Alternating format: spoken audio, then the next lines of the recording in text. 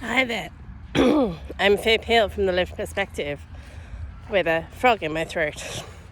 I'm a white-skinned, short, reddy-brown haired human with black round-ringed glasses in theatre blacks with white Beats headphones in my ears and a khaki-kinda green backpack with a tawny bag handle thing on the back. Coming to you, walking across country, unceded Ngunnawal and Ngambri Country, towards the launch of Just Hearing in several hours, and bringing you Mental Health Month Musings 20 for his pocket notes on person-centred care. Just having a little sit as well. This is not going to be a very long one, because I actually want to use it to build on what I was saying yesterday. But coming back to Carl Rogers giving himself permission to understand a situation, we're going to revisit this scene, which, to give you a bit of context, was where we had the clinician asking the consumer to fill out recovery-oriented forms, and the consumer saying, no, I don't want to, I don't gel with that. I want to give you another little piece of information here, which is not so much person-centred care, but as I promised in some of these earlier vids, I wanted to also look at what actually goes on behind the scenes for clinicians. We have a world that is increasingly trying to apply lived experience recommendations. And it's positive, but it can also be quite jarring, because organisationally sometimes the structures that we have in place means that people go, oh, I'm following a process. This has to be done, and this has to be done, and this has to be done. And yeah, that was, co-designed by lived experience. So absolutely, we have to do it. And people will value that because it was co-designed by lived experience. And that's why we get into some tricky interactions from a clinician perspective within an organisational structure. Also sometimes for non-clinical workers in these organisational structures as well, whether it's a hospital or an NGO or a community organisation. So I want to again just remind you that we're still looking at Carl Rogers' comments about giving himself permission to understand a person.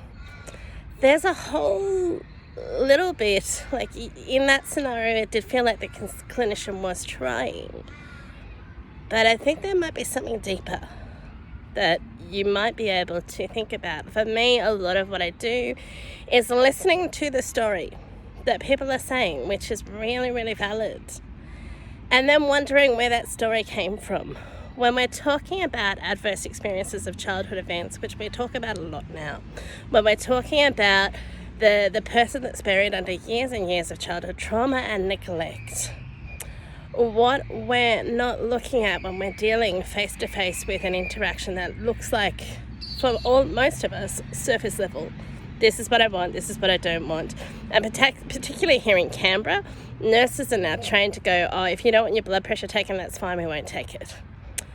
That is actually supposed to be about de-escalating a situation, but it still misses the person underneath.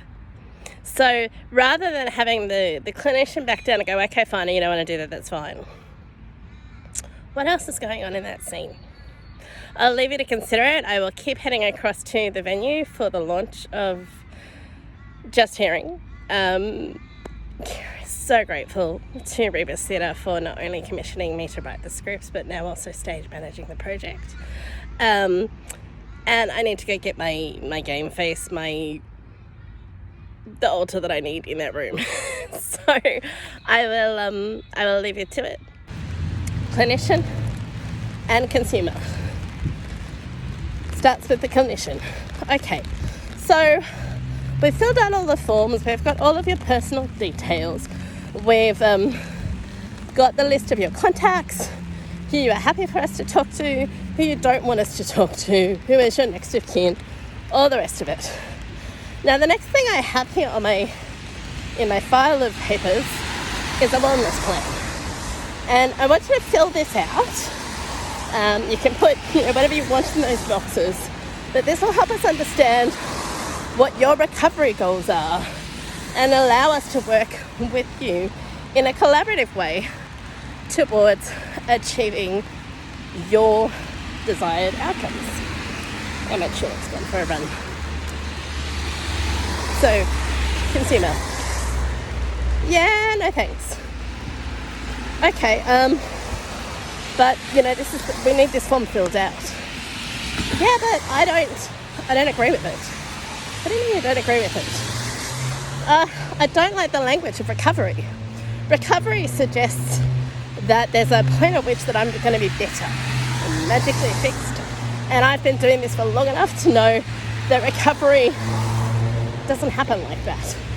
And sure, I have good days and I have bad days and I have good periods and I have bad periods, but it's not about recovery for me.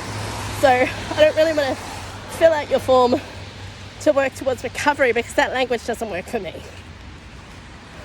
Okay, I'm going to have to talk to my team leader because I really need these forms filled out. But you sure you don't want to fill this out? Like, maybe you could change the word.